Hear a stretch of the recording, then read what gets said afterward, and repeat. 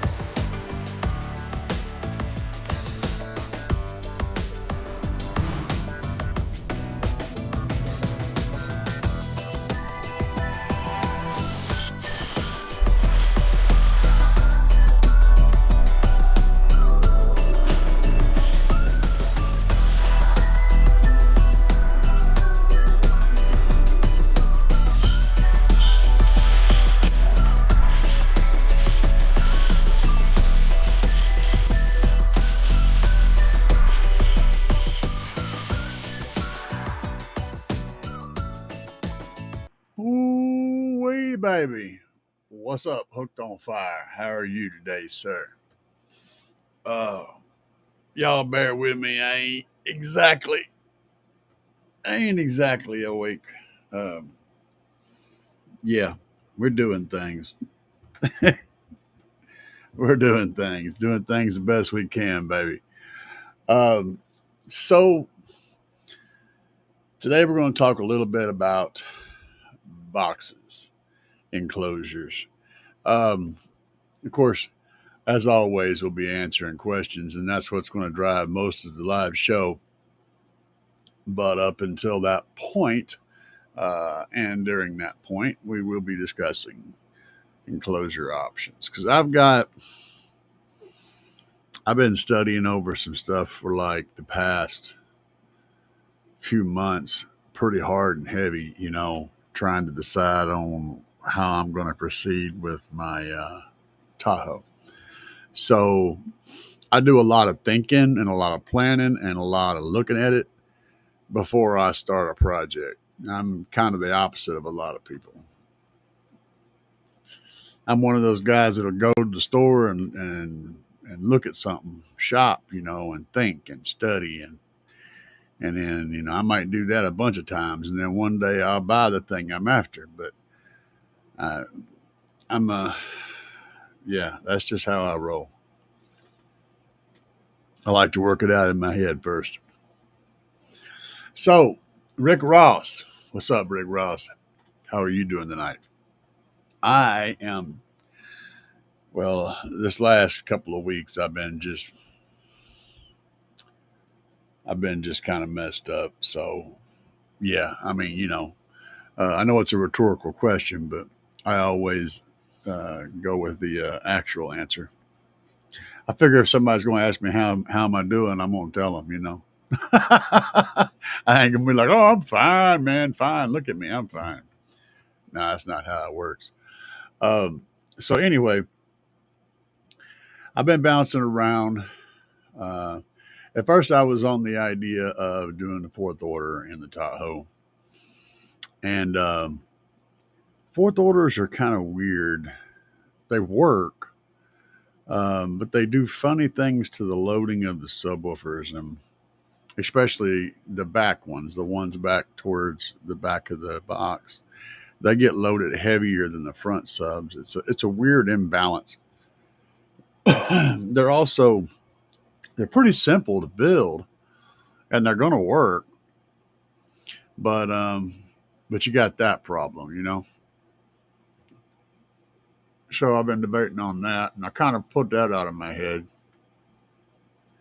And then I start, everyone's trying to talk me into doing a sixth, and a sixth is a lot like a fourth, except that the bottom chamber is also ported, and that tends to make the boxes load better. And from what I understand, it gets you more wind. So, and wind is what I'm after, guys. I'm after lows and wind, and that's my jam. Um, so I have the option of running really as many subs as I want to run.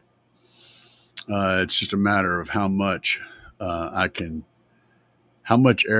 I can fit in the Tahoe. Now, we got to cover a couple other things.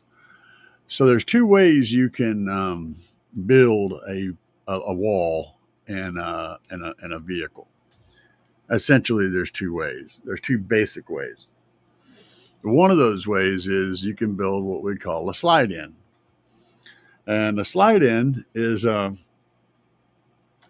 exactly what it sounds like it is. You build the box outside the vehicle, whatever the enclosure is going to be, and then you slide it into the vehicle, and then you connect the dots to make it all sealed up and make a wall out of it. And that's what's in my Tahoe right now. Hostile Hair, what's up, man? I'm installing my 3.5s tonight, so I may miss some stuff. It's all good, man. Just put me on audio. You know, that's what Bobby always does. He's out there milking goats and stuff, and he has me on audio so he can he can keep up with it. Um, but yeah, your slide in is easier because you're building it outside the vehicle, and then you put it in, and then you connect it.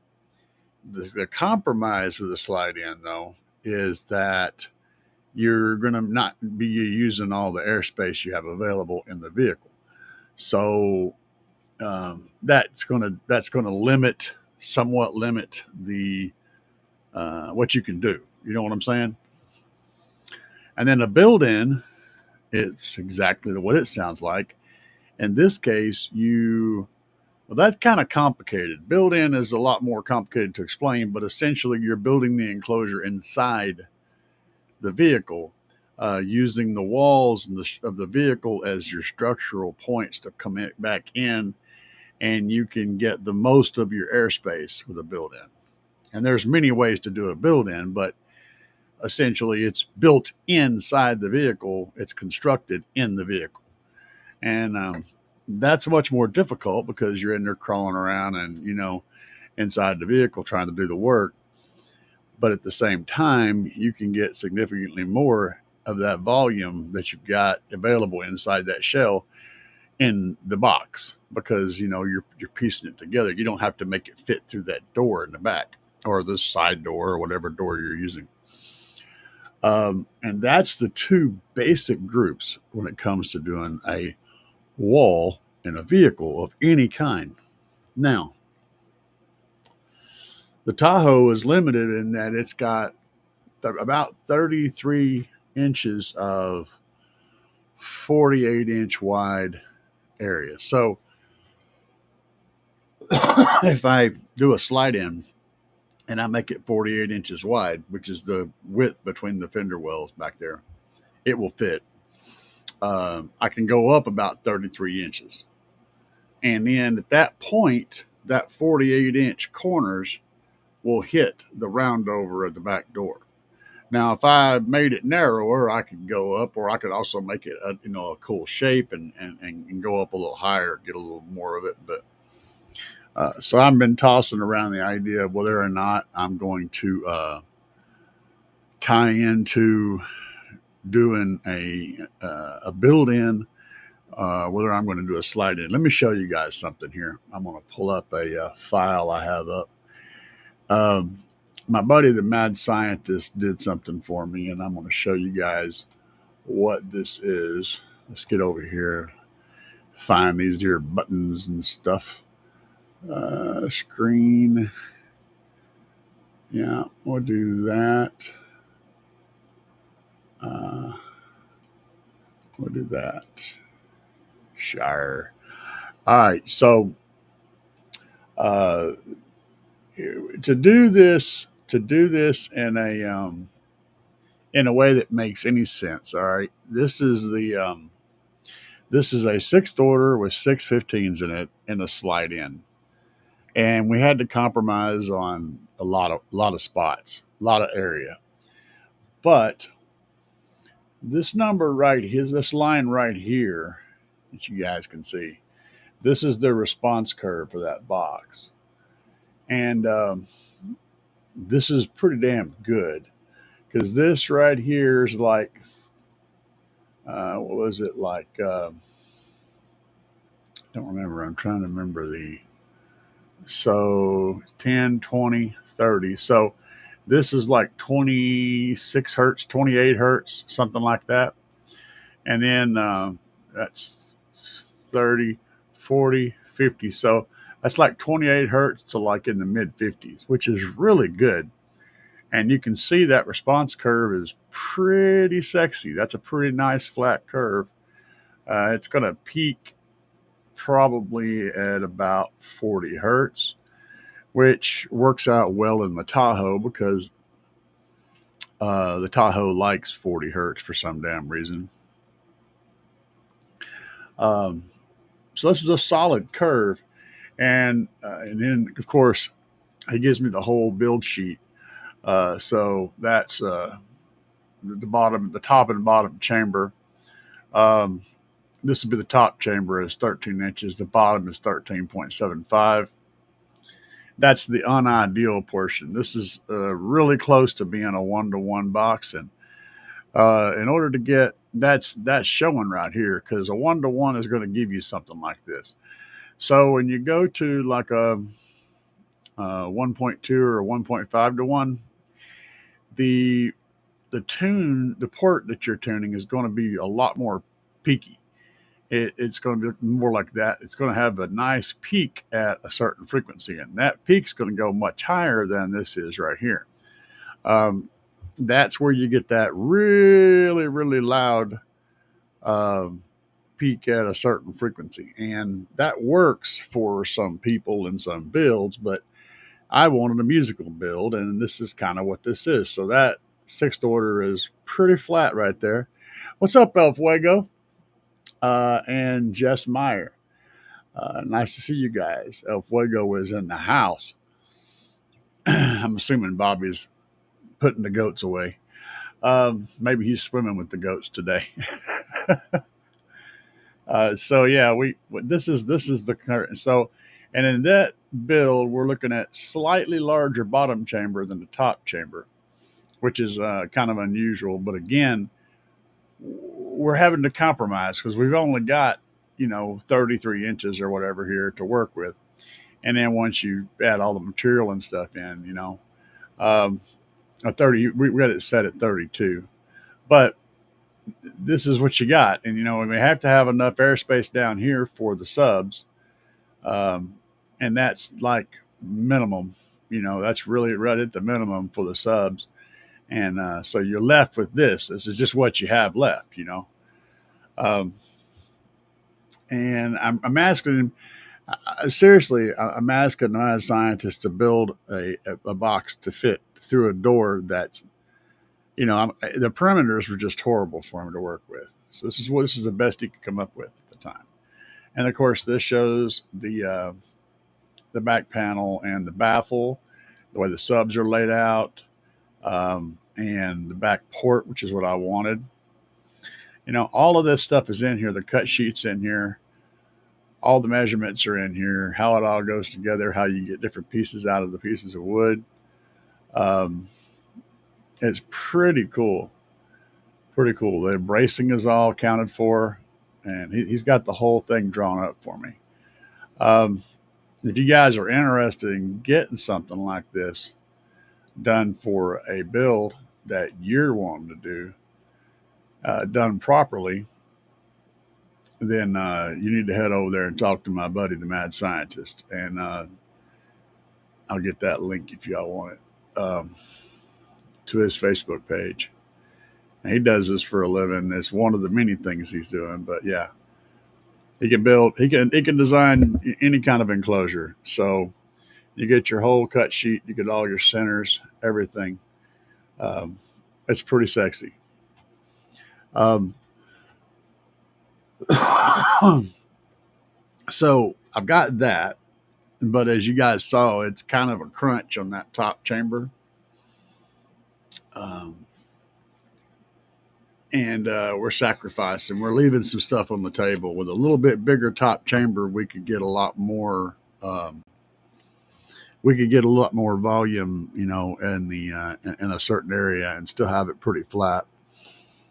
Uh, be able to get a good peak in there, so that I could, bump on the SPL score pretty good. But I think even with it flat like that, the way you guys saw that graph, I think we're still going to be looking at, high 50s, easy high 50s. And I'm totally cool with that.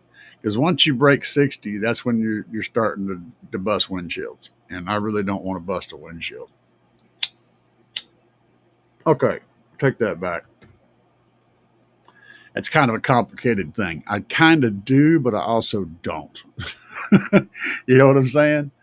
It's like it's a trophy when you bust your first windshield, but it's also an expense and pain in the butt. So there's that. um, hell, let's see what's going on. You guys are over here going on, man.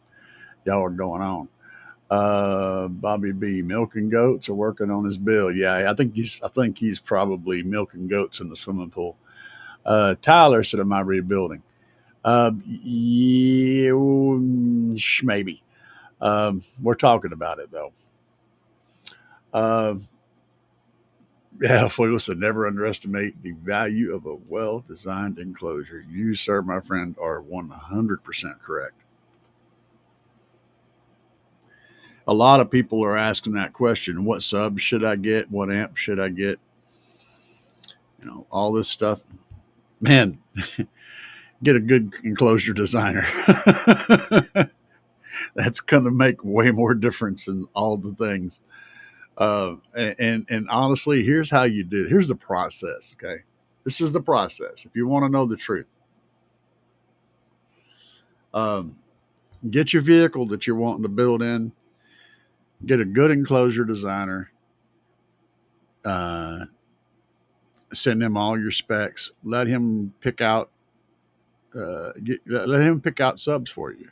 Seriously, if possible, because he's going to look at all the different needs for specific subs based on the characteristics in your vehicle, how much room you have, and all that stuff, where everything's positioned. And he's going to know what subs are going to work best in the enclosure that's going to work best. If you want, it's just that simple. Now, if you're, budget limited, obviously, Bobby showed up. You put the goats back in the barn, and he showed up. All right, man. Uh, if you're budget limited, then that's going to make things tricky, because you can't just let them go all willy nilly and have you buying some $2,000 a piece subwoofers. In that case, then you would give them the subs that you can afford, maybe a list of different ones you could pick from, or the ones that you've got, and then have them build or design a box for that specific or subwoofer in that vehicle. And this is the most common way things are done. And you may be like, well, I want to use, you know, 4 subs, all right, 4 18s or whatever. And then your builder goes, man, you really don't want to do that. It would work better with 2 18s, or it worked better with 4 15s.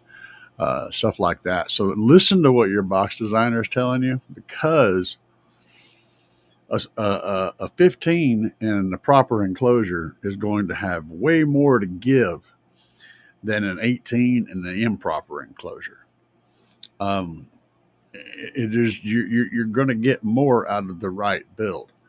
If you don't have the space to build an enclosure, the proper enclosure for a driver, you're not going to get the performance gain out of it going up to that driver. You're better off running the smaller version of that driver with the right airspace. And it's a big difference, man. So I was over at Slapz. I'm going to show you guys some stuff here, because this is where the rubber meets the road. Okay, so I mean, in all actuality, we all working within what we're working within. And let me get this pulled up here. Screen share. Yeah, we'll do that. All right, we'll go ahead. Well, we don't do that. All right, we'll do that. We'll do that. Sure. We don't need to share audio. So, looking at the Slapz SmackDown 18s, okay? And then we're going to skip down here to the part we're interested in today. And the suggested box, ported box, is 5.3 to 5.7 cubic feet. Okay. Now, if we go back and look at, we probably need to look at, well, we'll just go ahead and use that. That's good. Look at the Oblivion 15. All right. Now, 15 and 18, and they're two different subs, but I mean, this is just an example of how this can change drastically. So for that one, we need 3.225 to 4 cubic feet. That's huge difference. So if you ran those 18s in that smaller airspace, you would get less out of them significantly than you will out of these 15s. So you'd be running a more expensive, bigger, nastier sub with more power, and sacrificing a lot of the areas there.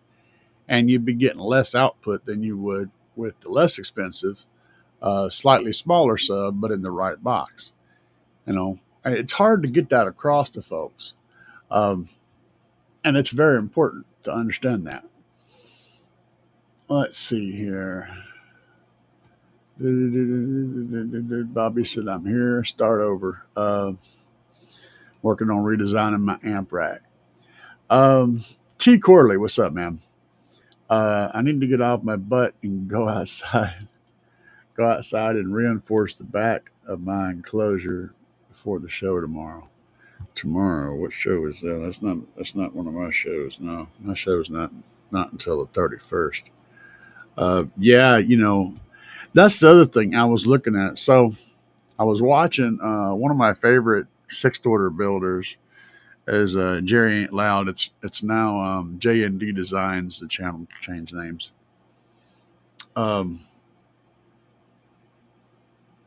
He did that because he left Team Ain't Loud, but honestly, he should have stuck with that. It was kind of a thing. But I get it. I mean, his old lady's a freaking champion. They get out there and work on stuff together, and that's a big deal. She's out there busting her butt with the grinders and the sanders, and so yeah, I feel it. But anyway, I was watching his build on his current Jeep he has, the one where he rebuilt from the 415s to 615s, which is essentially what I got in my noggin. And I forgot what the hell I was going to say. Ain't that some shit? Yeah, that's some shit right there. But anyway, watching him build, oh yeah, I remember. He used these metal braces inside the enclosure between the spots where you got multiple subs buttoned up together, and there's just a little bit of wood in there for because you got mostly whole, right? I thought, well, that's cool, and if you got a welder and stuff, and because He just took and put a plate on the top, and then he put a plate on the bottom, and then he cut his stick to fit between those 2 points, and then tightly, and he got in there and got it in place, and then just welded it to the thing. It's a brilliant idea. Works great. I don't have a welder, so I'm figuring in most cases you could use a wooden dowel. And so I got to research that because I know the dowels are, I mean, wood's strong regardless, but most of them, I'm wondering what they're made out of. Maybe they're made out of pine and shit. So pine doesn't impress me much. But I also thought about using like shovel handles, right? Because they're going to be made out of a stronger wood. Go to the store and get a couple of shovel handles and cut them down. I don't know, just ideas, and then just screwing it from the top with glue on both sides, and then wedging it in there with glue on the bottom. I don't know. Lots of ideas floating around in my head, man. Lots of ideas. Yeah, I know, man. That's what I was talking about. And I'm talking about specifically his Cherokee build, the current one that he has. He did have a sixth with 415s in it, and that was windy too. So I know I can get windy on four, right? And the Oblivions have got 60 millimeters peak to peak movement. That's over 2 inches. To give you a comparison, the most of the the big sundown drivers have got 70 millimeters. So it's not much below that peak to peak travel. They're like 35 millimeters one way, which is a little over an inch. So they're like 3 inches of peak to peak travel. And the Oblivions are like, two and something, 2.25, 2.5. It's not a huge difference, but it is a difference. I mean, that's a percentage, right? You're looking at percentages. The inches don't matter, but the percentage is more important. So anyway, the other thing to that though is the price, and yeah, and there's a lot of other stuff goes along with it, motor force and all that. But actually, motor force is complicated because it's not just everyone looks at the motor and goes, okay, it's got a big ass magnet, it's going to be strong. That isn't the only component in a motor. I mean, that's just the magnet. The coil is also important. The windings, the spacing, the coil gap, where the coil hangs in the gap. How tall the coil is, how much extension it has in it. How much mechanical room you have to move, how much electrical, how far you can push the electrical before the coil gets out of the gap. All of these things are motor important when it comes to a motor. And honestly, Jacob Fuller is probably the best in the business at designing a fucking motor. I mean, I'm just putting it out there. That's his jam. That's his shit right there. Um, I mean, there's just nobody better. But the problem with that is the price. So if you picking up a driver that is based on a design that Jacob did, and you're getting it at a much better price, and you're still getting that intellectual prowess, that's better for us, right? It sucks for him. And Jacob's a nice guy, by the way. He's a really nice guy. Unlike a certain person at a different company that I really don't care for. You um, you can process of elimination. You guys can figure that one out. I will say his signatures cost money.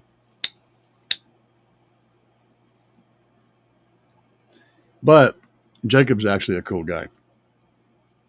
Um, but still, the point is, if you can get a good design, without having to pay top dollar for it, that's good.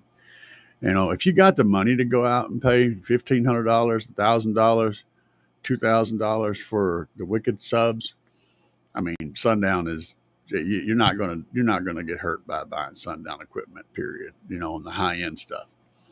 Down in the bottom though, down in the budget or more budget range, they got a lot more competition and a whole lot of good competition. And I think Slapz, the Oblivions, and the Smackdowns, I think they can occupy that space real well, really, really well, and bring a fight to anybody out there, any sub manufacturer, any designer. Um, Johan, what's up, Johan? No, you didn't miss it, man. We're doing things. We're doing things. All good. Bobby B's in the house. Fuego's in the house. You guys are awesome. Y'all are so awesome. So I don't even remember how I ended up on that subject. I need questions, y'all. My brain's shutting down. I got an old man brain. um, I could sit and ramble forever, but I'm sure that's not what you guys want to hear.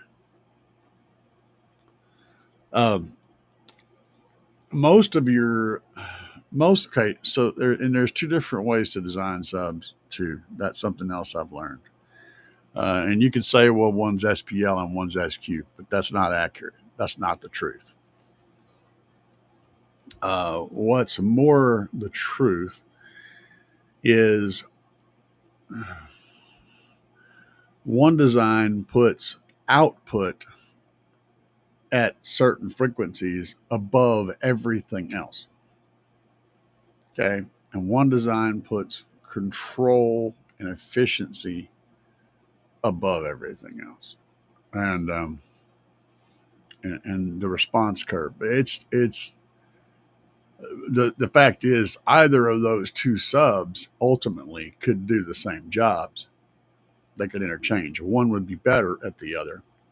True. Jacob designed subs primarily with the intention of getting the most possible air moving at a given frequency range as he possibly can, no matter what it takes. Power doesn't matter. Nothing matters except for the maximum amount of, pressure at a given frequency range. That's it. And for most of us hardcore bass heads, that's what we're looking for. But you have to keep that in mind whenever you're picking up. If you're wanting a sub for SQ, is it going to hurt to have a big SPL sub? No, it's not. It's going to still do the job. It's going to require a little more power, probably. It's going to require a little more airspace. It's going to not be ideal trying to build it into an SQ system. But that doesn't mean it's not going to sound fine whenever it's done properly. So, you know, let's see here. Play it and live it. What's up, man? Oh, you jumped. It jumped. Uh,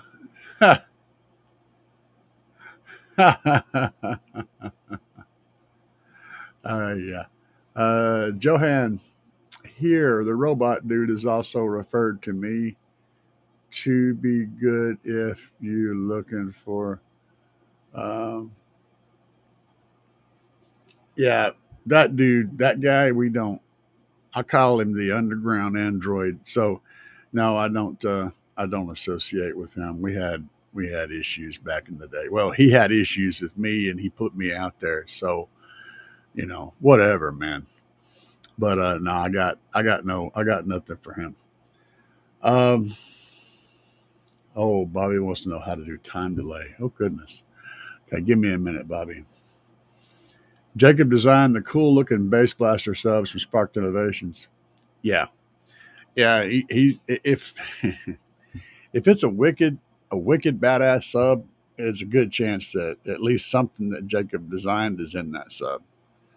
He's kind of we look back in the history of our history at people like Westinghouse and Edison and all of these people, and as being, the inventors, the masters of a lot of things, and big stepping stones in our technological, movement forward. Nikola Tesla. Westinghouse, by the way, is very underrated. You guys, if you don't know about him, you need to do some research because Westinghouse is badass. He's really one of the pillars of our technological revolution. Uh, but that's I just saw the comment. But that's not what I'm talking about. The thing is, I think we in our current time are witnessing some of this shit. We're witnessing the future people, what they're going to look back and go, these are corner people, these are important people. They brought a lot to it. Elon Musk, is love him or hate him, he's going to have his name on a whole lot of stuff. I mean, a whole lot of stuff. He's a future. In the future, he's going to be looked upon as one of the most important innovators in our history. I really think so. Right now, he's just that annoying guy that you either like him or you don't like him. And back in the day, uh, Edison, Westinghouse, and Nikola Tesla all had those nomenclatures as well. They were all that weird guy that does the weird stuff that everybody's like, I don't know, man. He's like, doing this or that or the other. But when we look back, it's a different kind of a thing. We're looking back at what they actually accomplished, not, who they banged at a party, right? Or whatever the case may be, whatever that silly, stuff is. And I think Jacob is going to be one of those people that's going to be, we're going to see as a critical point in our car audio history. He's going to be one of those key people, those key names. So, down for sound DBZ12s. Oh, we're talking about the down for sound 12s. Yeah, I looked at some of. Actually, I was looking at Sky High's stuff. Somebody wanted me to check them out, so I was over there picking around. They got some decent stuff. Um, I think it's just a bit overpriced, but just a bit. El Fuego said that Jacob designed that. Yep, and that is a wicked little subwoofer. Uh, and what's up, Jason? How are you today, man? I'm just reading all this. This is, Bobby, what are you asking? How to set up the delay? Oh, yeah, yeah. Back on the time limit. Um, okay.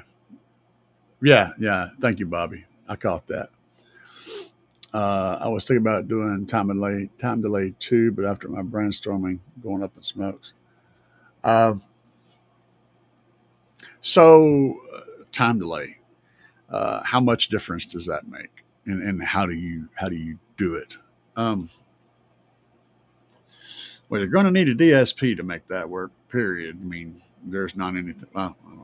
No, no, you don't need a DSP. But people lean on time delay too much. I think there's other techniques to move your image around. So technically, okay, let me start over on this. The effect that you get from time delay, there are ways to get some of that effect sometimes without a DSP. It's just harder.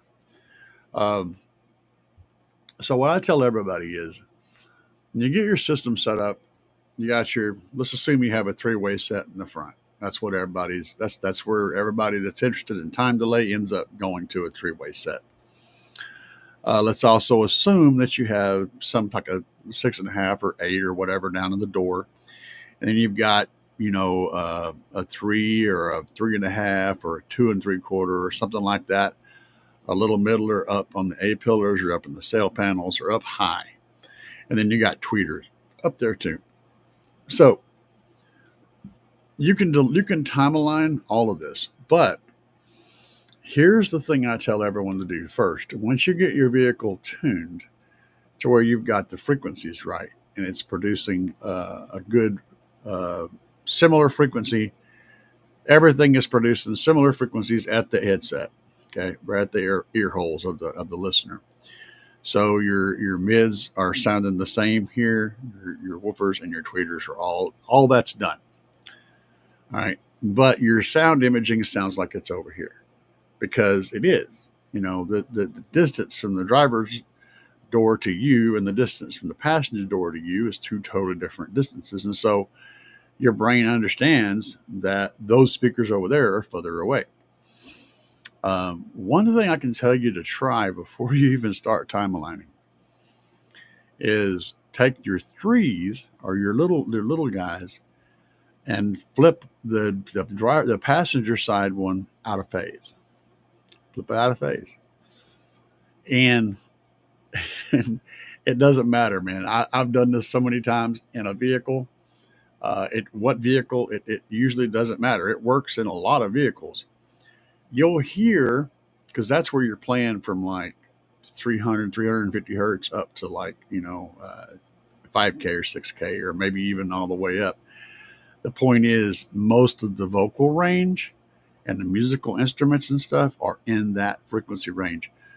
Whenever you do that, the so as the way the waves of sound hit your ears uh, in your listening position, you may be getting one wave that's on a peak and the other wave that's on a trough because this one's further away from you and it's starting, it's taking time to get there. So that's what tells your brain that, hey, you're not in the middle.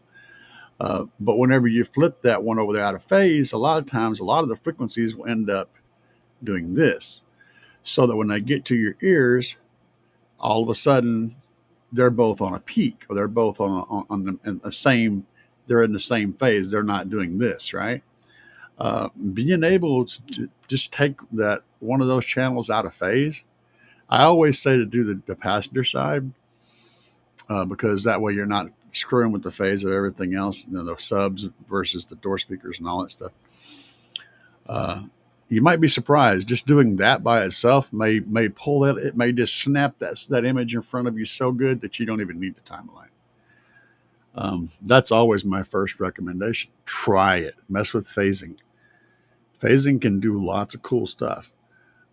If you're allergic to phases, you're in reverse because you think about two subwoofers out of phase, they don't do nothing.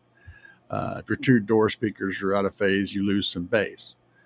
But the funny thing is when you're not sitting dead between those speakers in the center, that changes, right? Because this one's out. If you're sitting them dead between them, yeah, the frequencies are going to get messed up, and one's going to be up and one's going to be down. So you're going to get less bass. But when you're sitting off to one side, that all goes out the window. Your position puts you in a spot to where you're hearing a different at a different point during that degradation of that sound wave. So you could try that stuff. I mean, sometimes putting your doors out of phase with the subwoofers can actually increase the bass because of where that sound wave is and relative to where the other ones are in your ears. All that stuff is don't be afraid to play with phasing, man. Switch them in and out of phase. And the reason I said you could do this without a DSP is because, yeah, you can flip the leads on a speaker and literally turn it out of phase on the amplifier on purpose.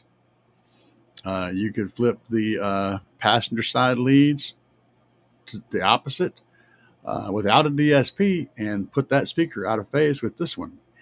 And that may make the magic that you're looking for. So and a lot of times the amplifiers will have a phase switch on them, or a phase knob. Anyway, you can do that. Try playing with that. Time alignment's not hard though. Time alignment's just a matter of. I usually use the distance method where you just measure from your ear. Grab you up a big old healthy tape measure. I like using one with a big thick blade. This is like a 30 footer. The reason is the tape doesn't seem to fall over as easy. And you run that sucker over to your speaker and then measure it up to your ear and get that measurement and put that into your DSP. Same thing with all your drivers. There's a way to, I've actually explained how you can kill the delay by subtracting the shortest speaker from all the other measurements, and because you don't need to delay that closest one, or you don't need to delay the furthest one. So technically, take the closest speaker to you, whatever that measurement is, it's a tweeter or whatever, and that distance you subtract it from all the other measurements when you're putting them in. That's the essential bits and pieces, but you don't have to. It's just sometimes there's a limit to how much you can put in. The computer will literally just not let you put any more distance in, and doing that will bring all those measurements into check and help you with that. Holy crap! Let's go back up here. Yeah, I appreciate you, Bobby. What's up, Joseph? DTX Directronics Teamsicle or DTX Dreamsicle? Well, I don't know. I know the name Dreamsicle. I think isn't that a Sundown thing? I could be wrong about that. I'll go over here to Sundown and have a peek. Yeah, I got a Sundown. I got a Sundown tab. I have tabs for a whole lot of stuff because you guys ask questions, and so I like to be able to know, quickly pull it up. And I have these tabs all the time. They're always open on my browser, which is sad. What is that one called? Oh, no, that's not what I thought it was called. I was thinking that NS Nightshade. I was thinking that Nightshade was that. Yeah. My boy ran some of these Nightshades at a competition here at the end of last year, I think it was. He had 4 of them in a build, and he blew 2 of them that day, replaced them, and then the next show he blew 2 more, and he said, "Screw this," and he went back to what is he running now? I don't remember. It's a more standard. It's a Sundown. I forgot what he went back to, but yeah, he didn't like those Nightshades. They did pretty good in the numbers, but they popped them so quick. I'm not even sure what the problem was. But granted, this old boy is rough on stuff, so rough, but still. I got perfect time alignment using headphones while driving. Yeah, that works. That works. Gets it done, man. Does kind of inhibit your ability to hear when someone's like firing sirens off or honking a horn or stuff like that. But yeah, the time alignment's good.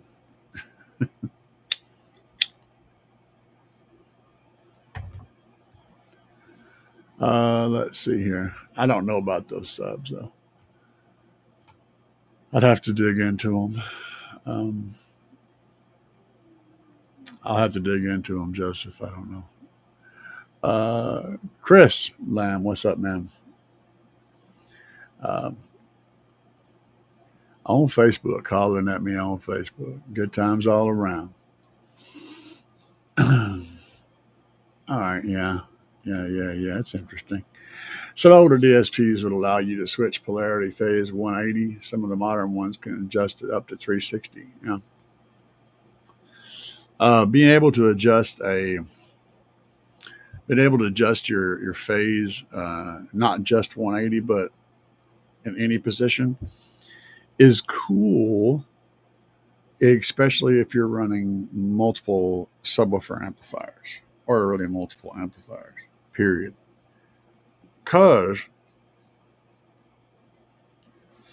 let's say you got two subwoofer amplifiers on two subs or whatever.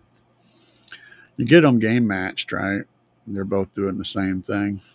But the question is, are they both doing this the same? Or is one of them, a little bit off? So, and if not, that can cause problems, big ones. Even if they're just slightly out, you know what I mean? Just a little bit out, um, that can cause a lot of weird issues with sound and stuff. So being able to adjust the phase of those two amps to where you can dial in the little tiny bits and get that perfect match sine wave, that's a good thing.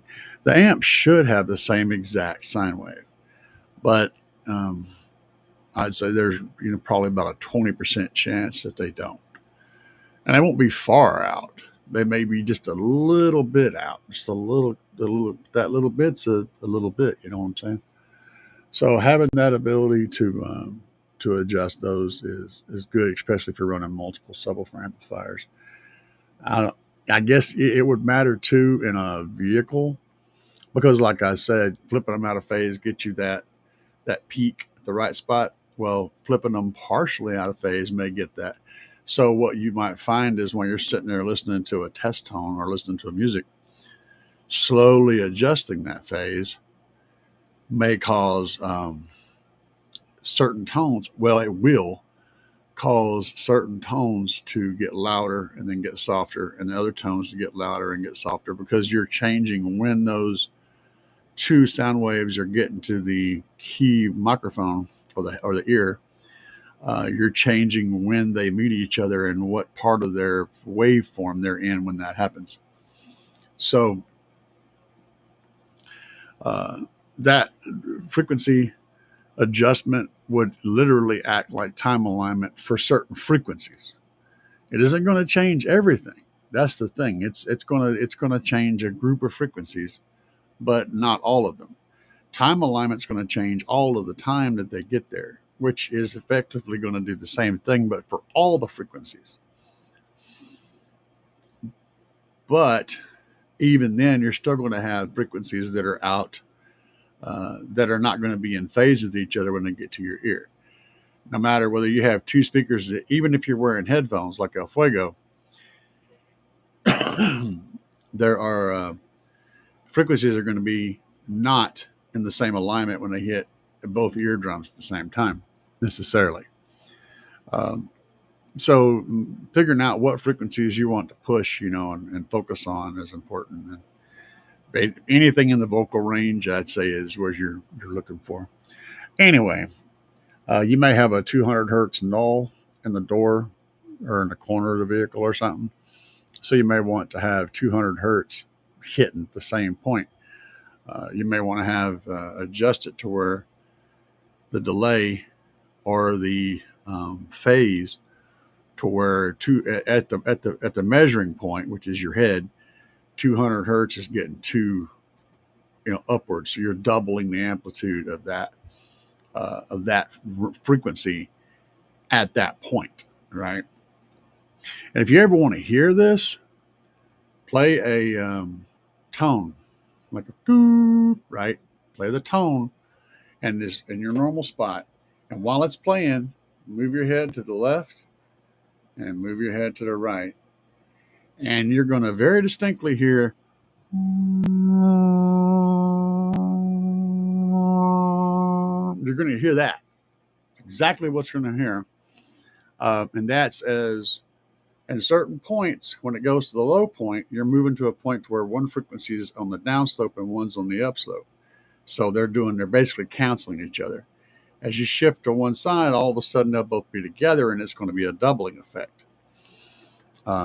And that's a really big deal when you're trying to tune, trying to do the more advanced tuning in the DSP. That stuff comes into play. I should do a video on that. I think I already have, but I've done. I've got well over 1,000 videos. I probably covered that. Um, yeah, no doubt, man. I honestly just time a line, the bass, the highs and mids. Yeah, you can do that.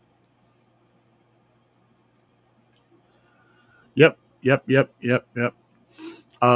And I find that so I don't measure my subs because subs have got multiple problems. Here's the thing: the sub is going to start moving after your mids and highs do. They're a smaller, lighter speaker. They're going to move quicker. The sub is going to take a little bit of time to get to doing the subwoofer thing. And so it's always going to sound like it's lagging behind the rest of the music. I find I tune that sucker straight up by ear. I pull up Phil Collins. I don't care anymore, and it's got a drum part that goes like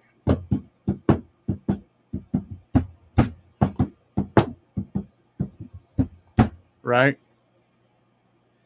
and I use that to get my levels of my subwoofer and my mids and highs all the same. I want that drum to sound like a drum kit, not like different parts moving through the car. I want it to sound like a drum kit in front of me, the whole spectrum of that drum beat. I also use that to time to listen to the stick hits on the drums. I listen for that stick, that click, that smack sound, and the thud sound. And the smack sound is going to come from the front speakers, and the thump or the thud is going to come from your subwoofer. And I want those to be together. So I'll sit there, I'll get my time alignment up, and I'll have that song playing, and I'll sit there and dial it in, dial it in, dial it in, until I hear the thud and the smack together, and it sounds like it's supposed to sound. It doesn't sound all weird. Okay, that's one track I use. I also use Jamoni by Nucleus. The very beginning of the song was like doom, doom, doom, doom, doom, doom, doom, doom, right? But then after it gets going, it's just got a beat that's going. Well, while that beat's going, there's a click along with the beat. And if you got your time alignment right on your sub, that click and that beat will all be just nasty right there together, just thumping. If it's not, you're going to hear the difference. It's going to show up. Those are two of my tuning sounds for time alignment on subwoofers and for level setting on subwoofers. Throwing that out there. So I don't care anymore about Phil Collins. Find a good version on YouTube. It's fine. You're not trying to get the ultimate sound quality. You just want to hear the sound. And Jamoni by Nucleus. Those are two of my go-tos for that.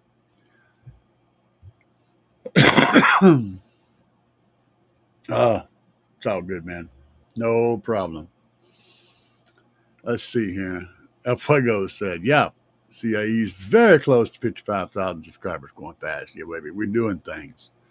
We're doing things. We're getting there, you know. Um, what did my wife say? My wife messaged me. Hang on a minute.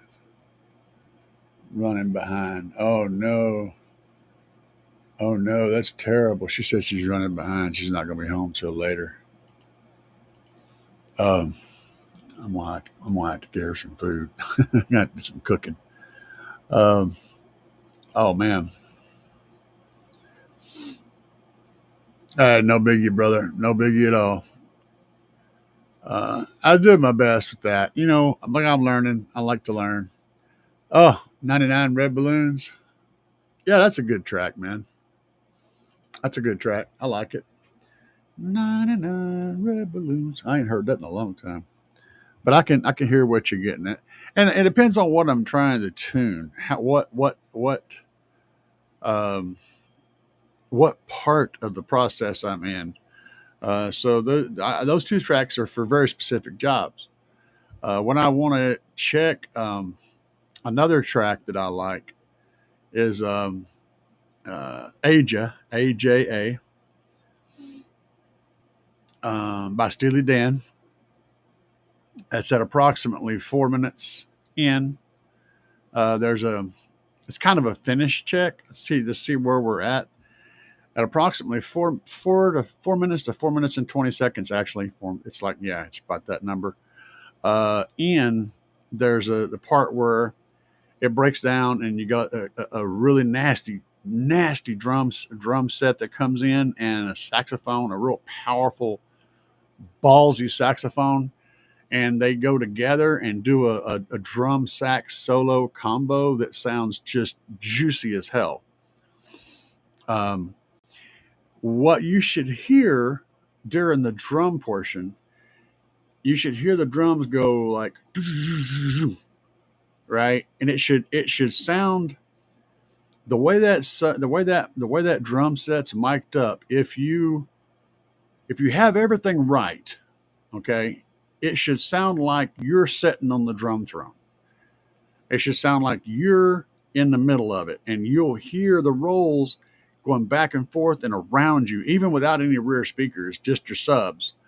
With a full front stage, it'll still sound like it's just all. It sounds like you're playing the drums and you're sitting on the throne. That's what it sounds like. Um, that's going to give you a good idea of where you're at in that regard, and also the drums have got just a lot of impact. I mean, a lot of really good balls in them. They hit you in the stomach. You know, it's good low end drums. So if you're not getting that, you need to work on something. If you're not getting that, you know what I'm saying? That just slamming into you, you ain't got it right. There's some stuff you need to work on. Uh, that's a really good track for checking your mids, and yeah, it's more about your mids and your subs too. If you don't have the time alignment, if you haven't already done the I don't care anymore and stuff to get that time alignment on the subs to match up with your mids, if you haven't already done that, it's going to sound like hot shit. You got to get that right first, and then when you go into and play Aja uh, and that drum part, then you'll hear what I'm talking about, and you'll be able to really dial in that last little tiny bit and get that. Man, I'm telling you guys, that's a wicked song. It's a really good song. Uh, 99. No, man, we don't. I do the American version. I don't like songs in different languages. So yeah, I get it. It's the OG. I get it. But I grew up on the red balloons, not the Luft balloons. Uh, yeah, it was Nina, but yeah, I ain't sure if the spelling is right either. But yeah, very good. Have I tuned the Sony 9500 ES? Any tips? Negative, Batman. I have. Oh, wait a minute. Oh, hold on a minute. Hold on. Uh, actually, I believe that's the same software that's in the Sony 5 channel amp. That may be what that is. I guarantee you it is. Did you have to go to some like Sony Life something weird app you had to download? That's like Sony Experience or Sony Lifetime or whatever the words are. I can't remember. It's a really quirky software. Um, yeah, I don't.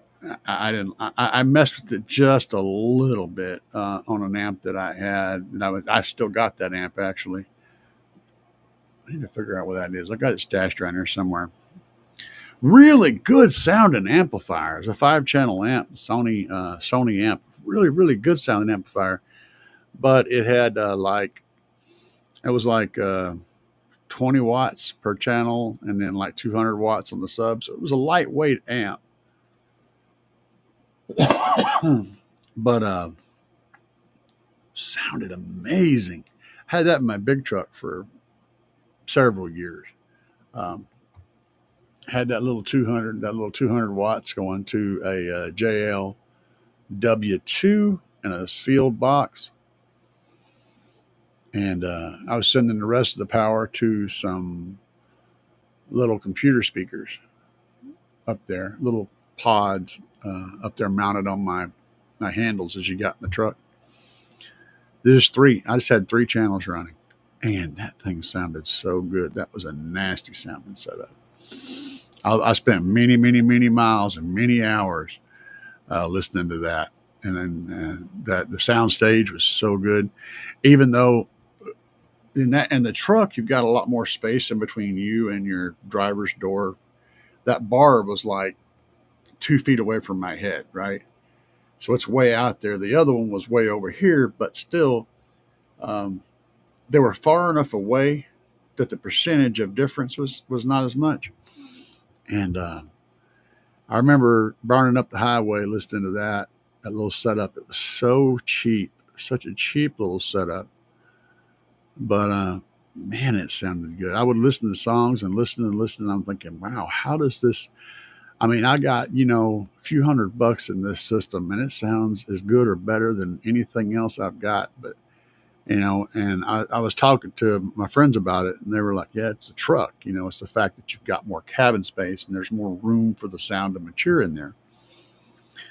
And I would love to have argued with them, but I really couldn't because it just sounded great. It just had a really, really good sound. That was yeah. Um, what's up? So I don't know about that amplifier, but I didn't like Sony's software. I love their equipment, but I don't like their software. What's up, man? I cannot pronounce your name, but nice to see you. Uh, Audio control amps and DSP. Audio control is solid, solid, absolutely solid. I can't speak on. I haven't used a whole lot of stuff from audio control, but what I have used has been great. I think if you're looking for the biggest possible toolbox, it's going to be one of them. If you're looking for the easiest toolbox to find tools in, it might not be your choice. It's very complex. I wouldn't recommend audio control DSP to anybody who is brand new to DSP. It's not going to be your friend. You're gonna have a hard time figuring a lot of things out. It's going to be a harder experience. It's not undoable. It's very doable, but the experience is going to be much more difficult. Um, Honestly, start out with you guys can see it. It's not even on camera. But the little B2 DSP that I got behind me over here will give you most of what that will give you, and a lot easier to use. That little guy right there. So get that, the B2 610. That's what I'm powering my whole system through right now. My studio here. So yeah, I mean, this is what I listen to. This is literally what you see behind me is what's powering everything in my room. And I get down in here, guys. I've got it sounding really good. You're looking at $160 for this. Audio control is going to cost you $160 just to go to the website. Their shit's good. It's good, but you're paying for it. I focus on trying to get the best value I can. I want 90 to 95% of the thing at 25% or 50% of the price. That's what I'm looking for. I want the best value per dollar. Uh, so, and that's the question he asked. Play it and live it. What's up, man? Uh, you bring up that topic, how you define amp that sounds really good. How can you define amp that sounds really good? What should you be looking for, listening for? That's not a number. That's not a thing I can draw on a chalkboard. And honest to God, dude, I don't know. Um, I don't know if. Okay, hang on. I got to think about this.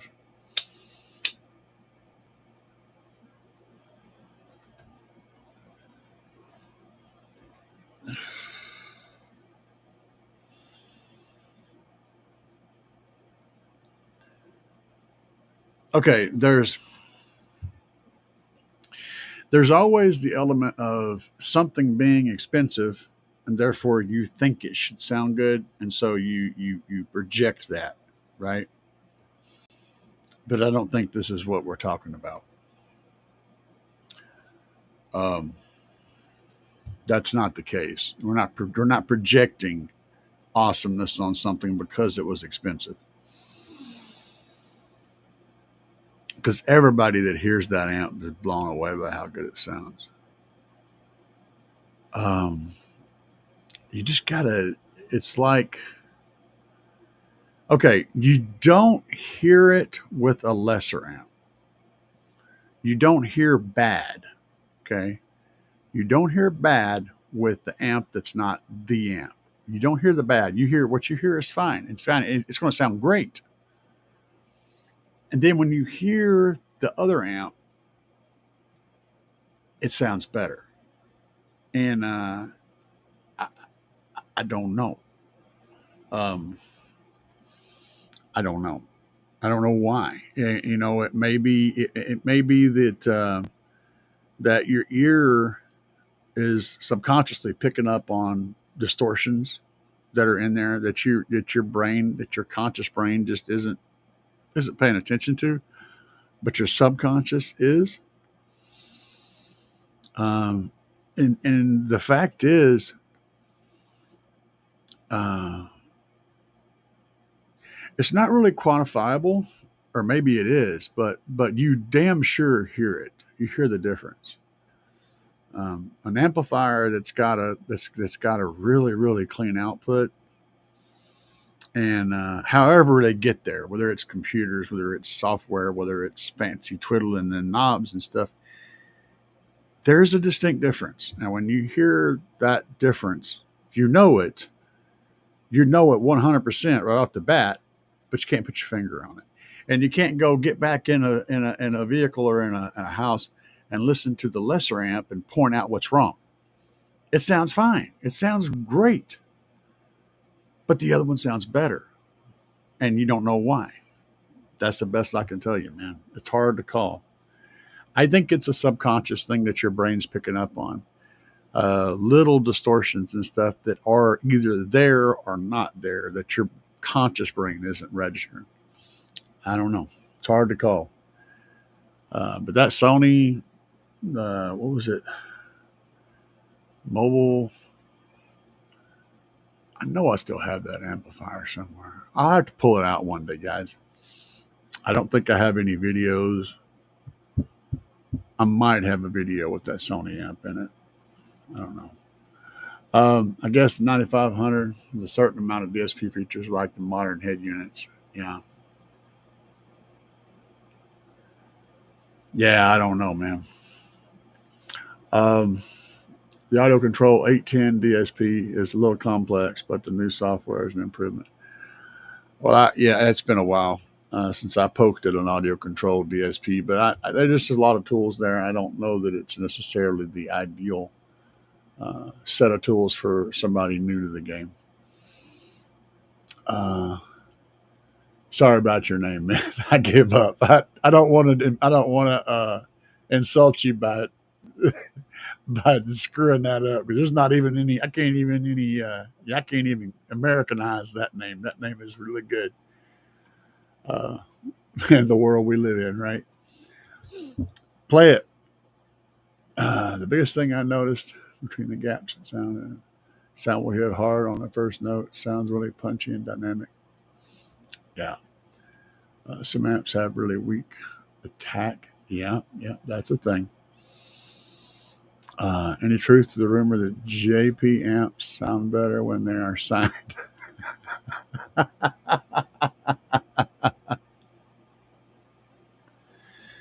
No, El Fuego. But if you get your JP amp signed at a P. Diddy party, it will sound amazing. It's going to be smooth and slick.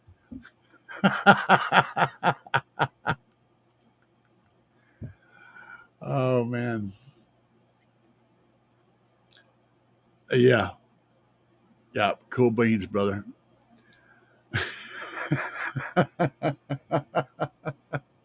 No, man. If you go to a freak out, man, the PD signatures or the JP signatures are half off. They include that in the purchase price of the baby oil purchase price.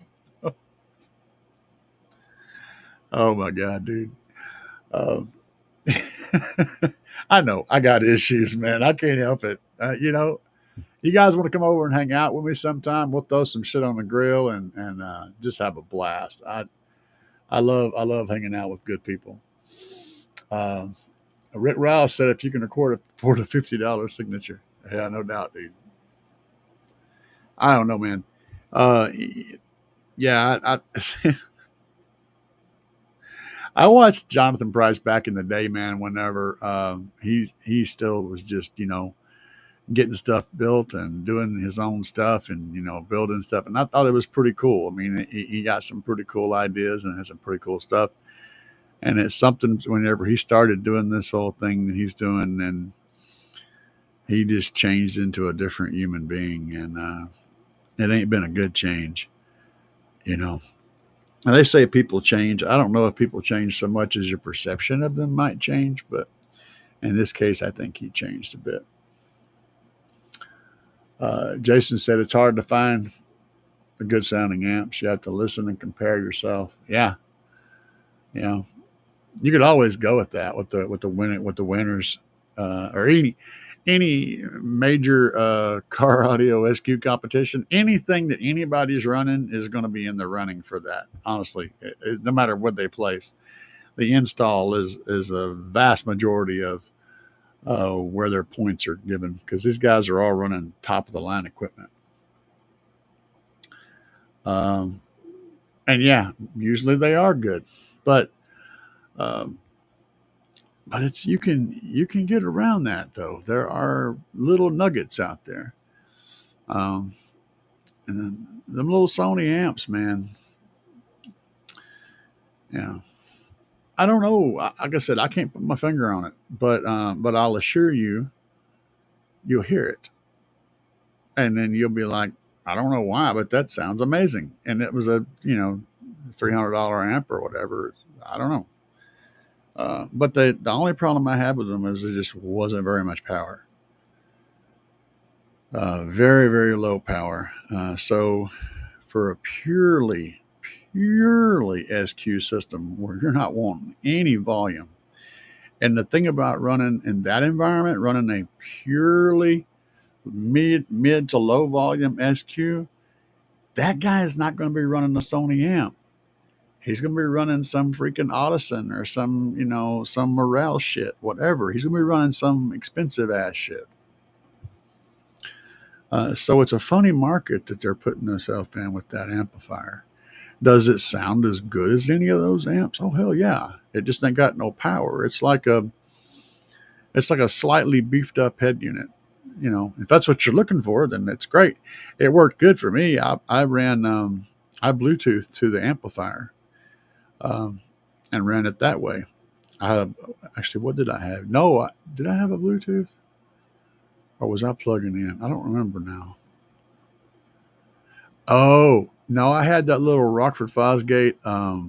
Yeah, that's what I had. I had this Rockford Fosgate head unit. It was essentially for a boat. It was just a volume knob and one of those little deals. You drill a hole in it, put it in there. It's got all the stuff. I used that for my source, and that thing made me mad all the time because I listen to audiobooks a lot, and it would screw up when they'd go from one chapter to the other.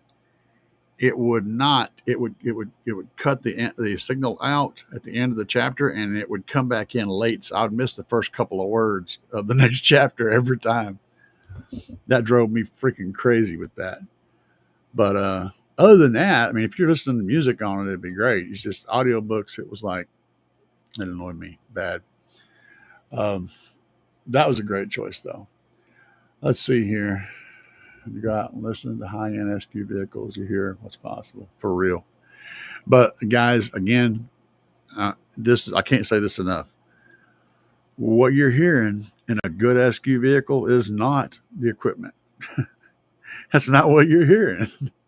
You're hearing the install, the sound treatment, the tune, the positioning, all that stuff is what you're hearing. You need good equipment, but a really good SQ vehicle done properly could use so cheap of stuff, and it would still sound amazing. So it's all about the install, and I say the install, that's encompassing everything. It's all about the install. A good install, a good tune is going to sound good no matter what equipment you're running. That's way more important than the equipment. But you're right. They're going to be using good equipment, and it will sound good. And there is such a thing as bad sounding equipment. That doesn't mean it has to be super cheap. It could be really expensive bad. Vice versa. You could find a piece of equipment that's really cheap, but also sounds really good. Let's see here. Joe Berserker, what's up? It's all right, man. Life is good. You know, there's a back button.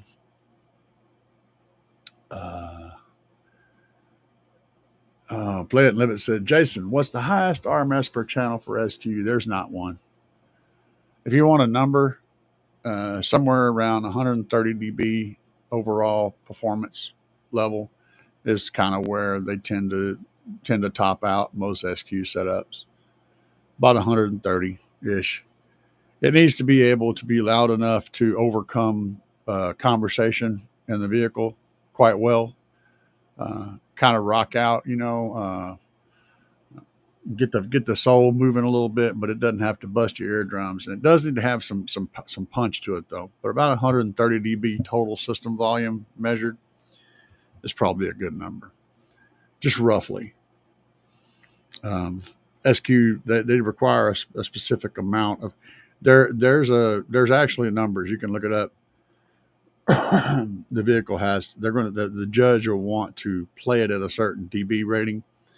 So depending on where you go, because there's different rules at every place, the judge may get in there with a little dB meter and adjust the volume on a tone to get it to a certain point. Then they won't touch it after that point to get it up to a certain dB. That's how they judge stuff. So yeah, it's bonkers. Other judges may just get in there and let you set it and then get in there and leave the volume where it is when they get in. It all depends. The rules are so loose. But does anybody else got any questions for me tonight? I have rambled for a while. My wife said she's going to be home late, and I'm feeling bad for her now. I'm going to have to go get her some food or make her some food. 2 or 3 times speaker rated RMS power. It gives you dynamic headroom. Okay. Yep. All right, guys. Well, I appreciate y'all for stopping in tonight. I hope we had fun. I had fun. You know, and nothing else, man. We're gonna go over, get the freak on P. Diddy, and for now, I got to go make some food for the wife. So let's get the duck out of here, baby.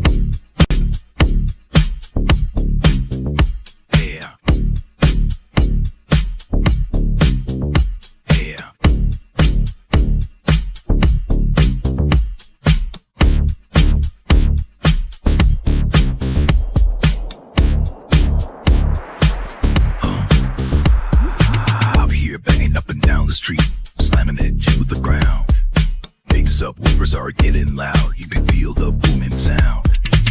Getting ready to go, got it shined up for the show.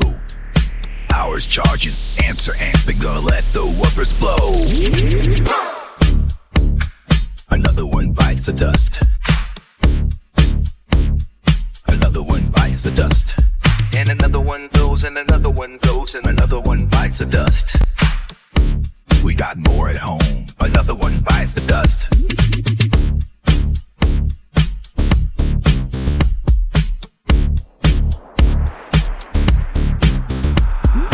Fires are glowing and the amp is smoking, subs are cherry red. Let me keep jamming, gotta keep the bass slamming, gonna go hard till they're dead. Full power, gotta let it go, 20 hertz in the floating air. Sparks are flying, voice coils are frying, and the smoke is in the air. Another one bites the dust. Another one bites the dust. dust. Another one bites And the another dust. one goes, and another one goes, and another one bites the dust. Hey, we got more at home. Another one bites the dust. Got it. Got it. The damn spoon. Y'all have a good weekend. See you Sunday.